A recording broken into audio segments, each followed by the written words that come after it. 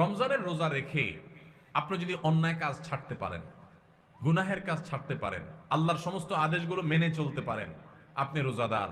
রমজানের সম্মান, রমজানের মর্যাদা রক্ষা যদি আপনি করার চেষ্টা করেন, তাহলে বুঝতে হবে আপনার ভিতরে ওই যে তাকওয়া, আল্লাহর ভয়ে, আল্লাহর নির্দেশ মানা, আল্লাহর নিষেধ থেকে বেঁচে থাকা, এই চেতনা আপনার মধ্যে একটু একটু করে জাগতেছে।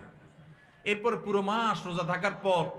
রমজান শেষে যদি আপনার কাছে মনে হয় যে আপনি মাশাআল্লাহ কিছু গুনাহ ত্যাগ করতে পারছেন, আপনি আগে ধূমপান করতেন,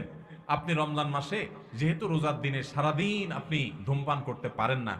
আবার রাতে ৬-৭ ঘন্টা ঘুমায় থাকেন, ১ ঘন্টা তারাবিতে চলে যায়, তাহলে গড়ে ১৯-২০ ঘন্টা বা ১৭-১৮ ঘন্টা, ১৯ ঘন্টা ২০ ঘন্টা আপনি এঙ্গেজ থাকেন, চাইলেও ধূমপান করার সুযোগ নেই। ১৩-১৪ ঘন্টা রোজা রাখলেন, ৬-৭ ঘন্টা ঘুমায় থাকলেন, সেহরি সহ আপনার